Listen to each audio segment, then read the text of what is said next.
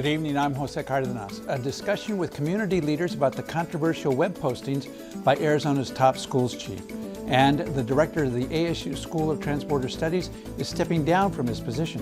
A look back at how the school has changed since it started. All this coming up straight ahead on Horizonte.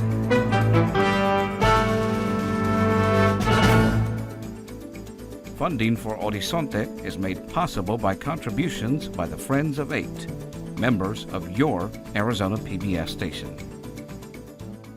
Thank you for joining us. Arizona Superintendent of Public Instruction John Huppenthal is under fire for posting anonymous and controversial online statements that many people in Arizona found offensive. We'll talk to community leaders about this in a moment. Earlier this week, Superintendent Huppenthal had the opportunity to tell his side of the story on Arizona Horizon. I think some of those school districts, some of those educators, some of the students, some of the parents, some of the teachers, they still want to know why. I understand that you've now said it's a mistake and you have apologized for this, but people want to know why. What made you sit there in front of your computer and engage in these kinds of debates and do it anonymously? Ted, I have a passion for public policy. It drives me in everything that I do. And it's a passion to serve the community and to do it with a great deal of knowledge. My blog comments, they were offensive, they were hurtful. I've repudiated them. When I go home at night, I study every single night. I go and I read. I have over 600 books on my Kindles. I have 4 Kindles. I fluctuate between all those. We expect leaders to have a profound knowledge. My blog comments the blog comments that people have read don't reflect that profound knowledge. And I seek that. I owe it, I feel deeply apologetic for those blog comments, but they absolutely were a mistake. How do you think those people feel when they read you describing people on assistance as lazy pigs, getting air conditioning, free health care, flat screen TVs, which you said are typical of poor people? How do you think they feel? That blog comment was offensive. It was hurtful. I've repudiated it. I've apologized for it. But what made you say it in the first place? People want to know. They understand that you're apologetic, but what made you say it in the first place? Well, I have a deep passion for coming from a disadvantaged background myself. I have a deep passion for moving people out of poverty and off of welfare. Why should a Latino kid from a poor family trust you as education chief? Why should a Latino educator, Latino families, especially those from low-income areas, why should they trust you, regardless of what you've done or what you want to do, when they think they know, and most folks would assume that this is somewhere in your heart? When they read this stuff, why should educators in general trust you? Well, Ted, those comments are nowhere in my heart. The bottom line, they should trust me because we are getting things done for them. We are moving programs forward to support them. We are moving these students up academically. Our academic results have been moving steadily. We're allowing them to achieve reading skills. We're opening up the doors of economic opportunity. What have you learned from all this? The lessons learned is that you're on the front page with every single comment you make. And you have an obligation in this office to uphold a certain standard of honor for students, for teachers, and for parents. And when you fall short on that, you're going to be held accountable in some pretty serious and severe ways. Joining me tonight to talk about Superintendent Huppenthal's stories is Lisa Urias, co-chair for Real Arizona Coalition and president of Urias Communications, and Michael Kelly, Valley businessman and education advocate. And I meant to say the Huppenthal story. And I should also say before we get into this that we did issue an invitation to Superintendent Huppenthal, and he declined to appear on the show tonight. So you saw the clips, and I think you saw the full interviews. Lisa, your overall reaction? Well, 4 years of blogging these reprehensible things about poor people, African Americans, the Jewish community, Hispanics, doesn't suddenly give you a pass because you apologize. And why isn't that good enough? I mean, he said it over and over and over. I apologize, I repudiate them. That's not what was in my heart. Why isn't that good enough? It's not good enough because he is the state Chief Superintendent of Public Instruction. He did these blogs. He made it clear that he was the blogger. He did it anonymously, which really in some ways is even more disturbing, that you wouldn't let the voters know who you really are and how you really feel about things. So in fact, he's being a fraud in many respects by not letting people know how he really feels about the electorate.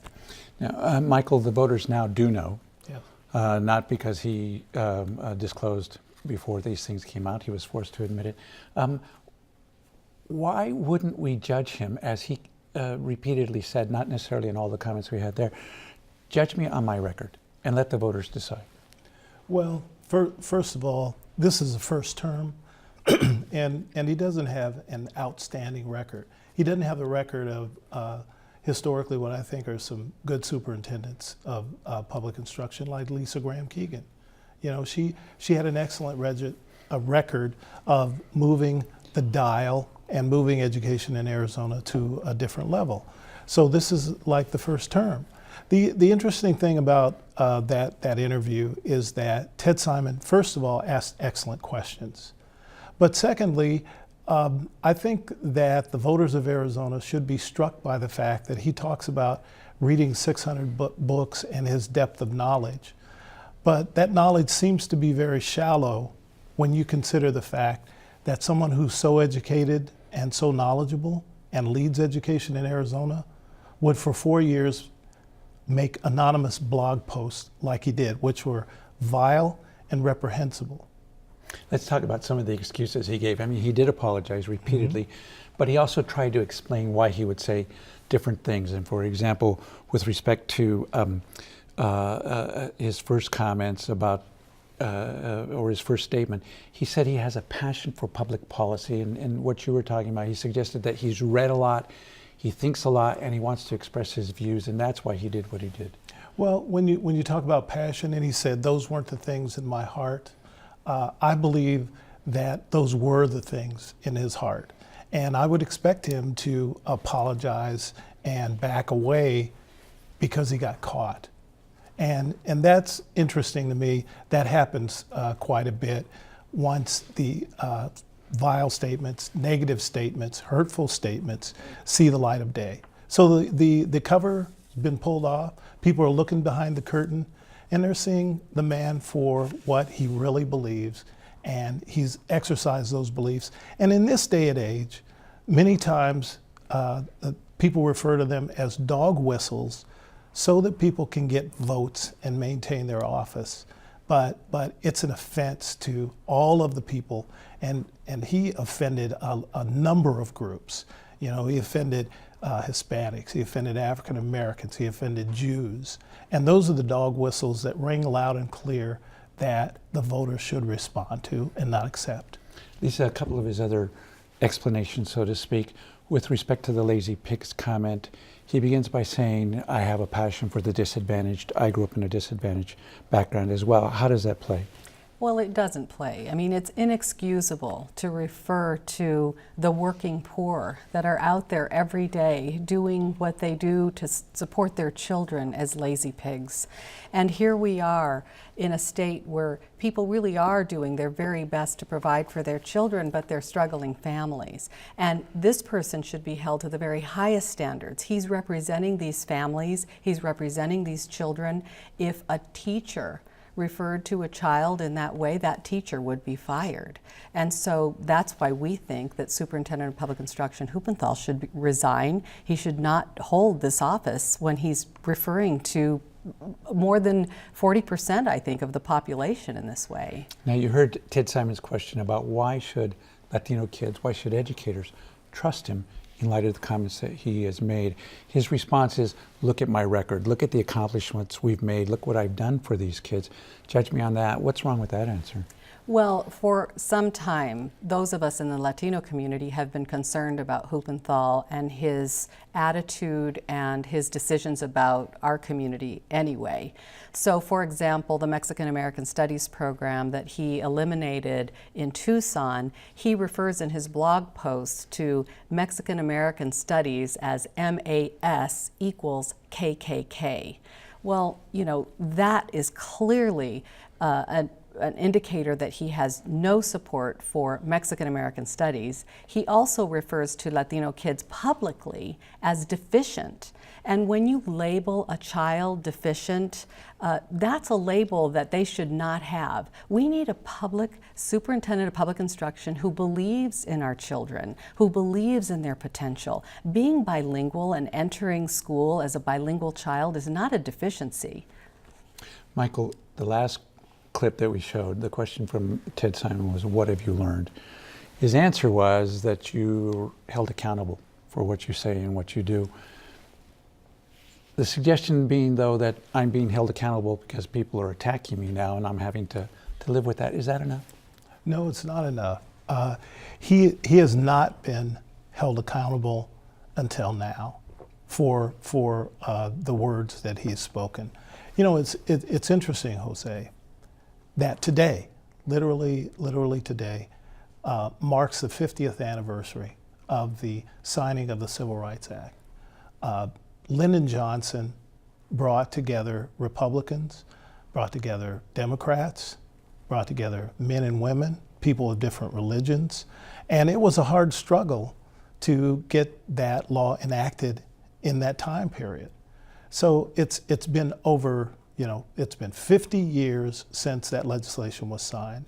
And now it appears that the clock is being turned back because of political reasoning, as opposed to seeing that it's important to educate our kids and expose them to all of the things that are available in education. Arizona ranks so poorly in education. And if he wants to be judged by his success in the merits, then do some things to improve education. We have Common Core coming up. We have education finance. Those are significant Common Core, issues. he cites that as an example, his position on Common Core, as an example or proof that he didn't say what he said to appeal to Tea Party voters in the upcoming election because they have a different position than he does on Common Core. What do you say to that? Well, I mean, that's only one issue. That doesn't excuse the words that he's used. And I'll tell you, pulling a Boehner, you know, where you cry and think that all is going to be forgiven for years of disrespectful you're referring acts. to his press conference where he broke down in tears. Where he broke down in tears. That's not going to excuse the facts in this particular case. Thank goodness for the attorney blogger who was able to, you know, go back through the IP address and find out who had really been saying these things.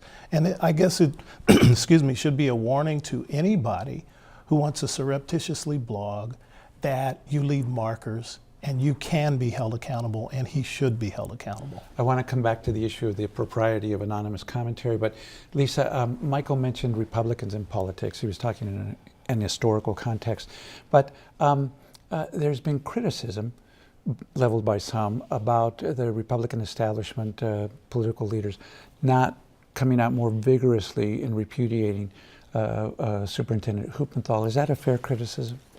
Well, you know, fortunately, we had two former superintendents of public instruction, Lisa Keegan as well as Jaime Molera, who are both Republican, who came out and asked for his resignation. I know that Lisa called him personally.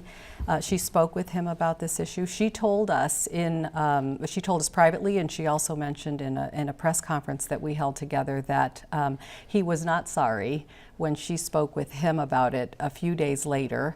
So I do think we have Republican leadership that has stepped forward. I also believe that you will see over time more business leadership stepping forward. This is another hit to the Arizona brand.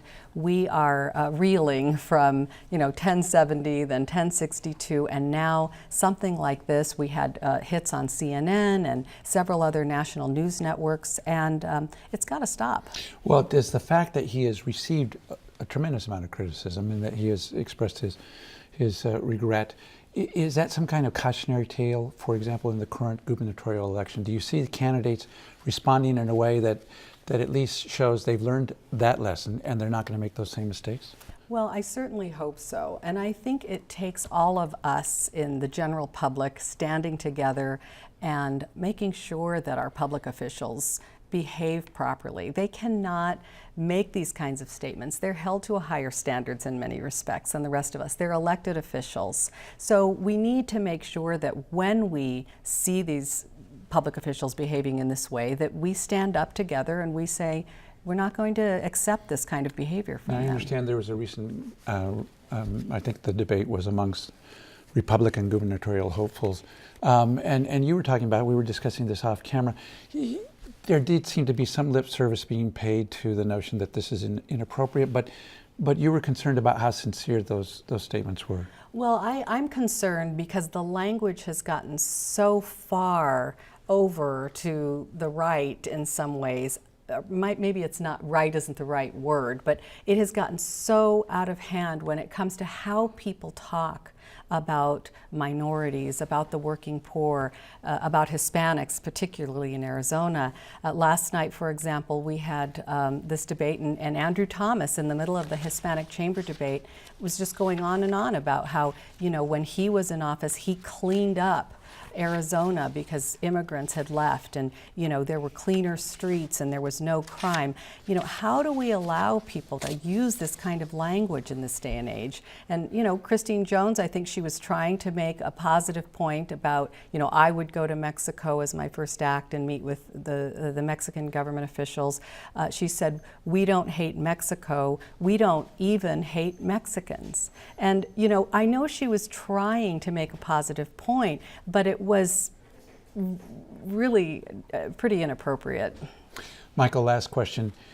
You touched upon the fact that these comments were anonymous. There are those who defend that activity, saying it's a grand tradition of American politics going back to the Revolution, when you had people who, for reasons of security and concerns about their own safety, expressed their views under pseudonyms.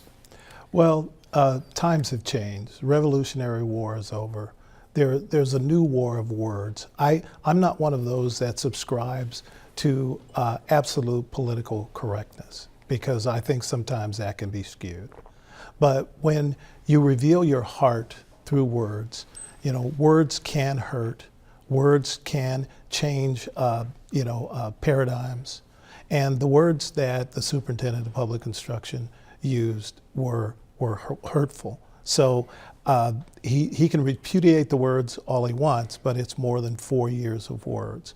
The other thing, when you talk about brave people who are maybe from a different party, I think Glenn Hammer of the Arizona Chamber of Commerce was very brave and executed great insight by refusing to provide John Huppenthal with an award.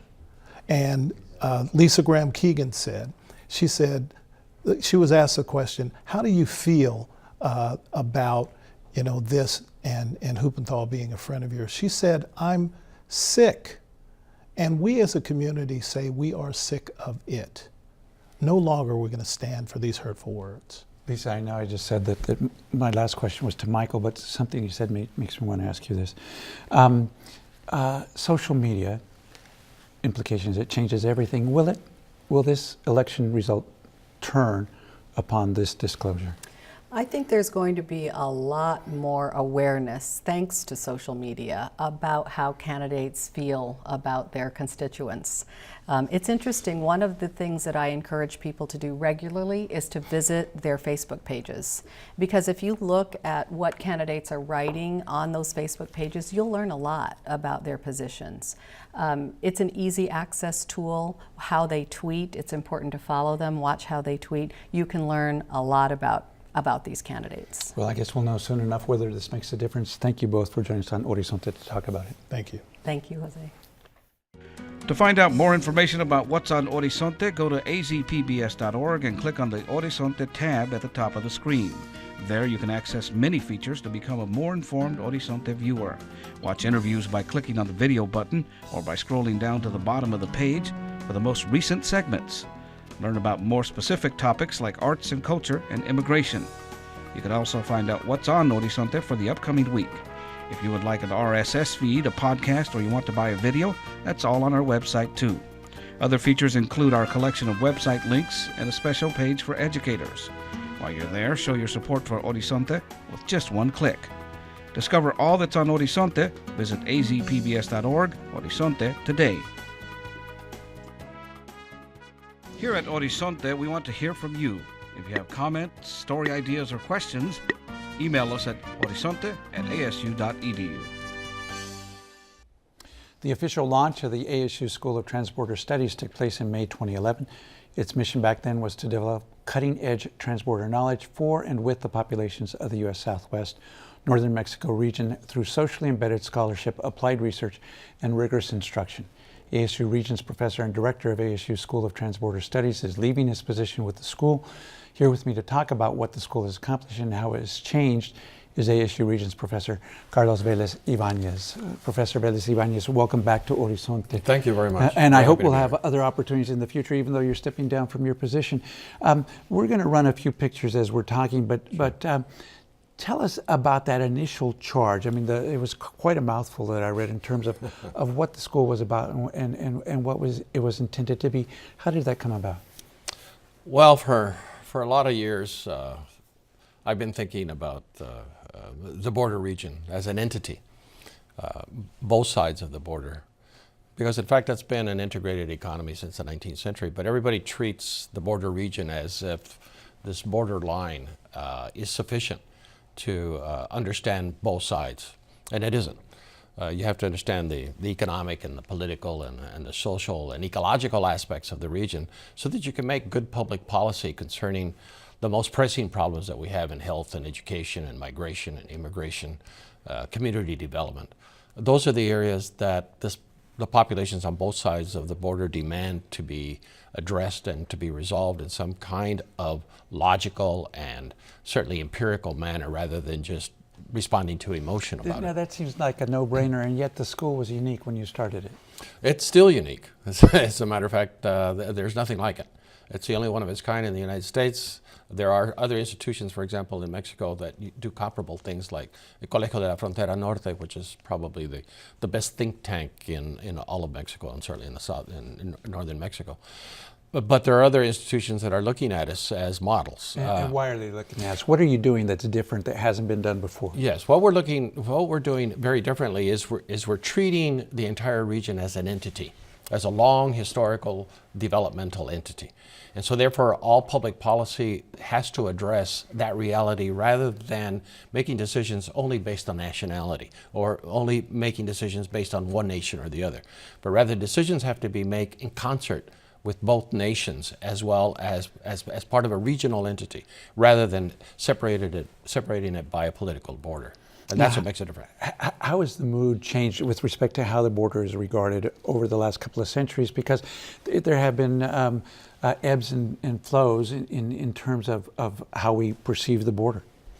Well, the border itself, of course, is an interesting entity in and of itself, developed very shortly.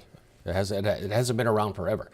The problem is that most people treat the border as if it were a permanent entity whose existence is millennial rather than only 160 years old. So the presence of the United States in this region is only 160 years old, only 160 years. When you look at the Spanish and Mexican present, then it's much longer. But that doesn't give some kind of primacy to either one. What that does suggest is that we have to understand this long-term development over time. So that we have, for example, in the 19th century, construction, cotton, cattle, mining, all of these kind of industrial modes of development, developing on a regional basis, not just on the American side or the Mexican side, but rather developing over time, so that people and labor and migration have been part of that much longer process. And with the advent of NAFTA and transnational economies, that accentuates the need for more rational policies in regard to human population and to labor, who actually, in fact, are the ones who have to carry out these much broader economic and social processes. But what's changed from the 19th century to now? I mean, obviously there are differences. How does that impact us? And I apologize, but we're almost out of time. We'll have you back, I promise. Yeah. Well, there are both changes. There are actions and reactions to both. You have unfortunately also an opposite trend, and that is a reliance on nationalistic kinds of notion of the border. And the fact of the matter is, the border has always had an evolutionary, migratory, round-trip process since the 19th century. The border in this particular region was only established in 1853, at least the southern Arizona part of it. The rest was established in 1848. So you've always had migratory populations moving back and forth, very much dependent on the economic structures that were operating. But we haven't had a school like yours to study it, and it deserves a lot more time than we're able to give it tonight. But we'll have you back to discuss it before you're gone on your sabbatical, I promise you. Thank you very much. So It's much a pleasure for to joining see us. you. That is our show for tonight. From all of us here at Horizonte and Channel 8, I'm Jose Cardenas. Have a good evening.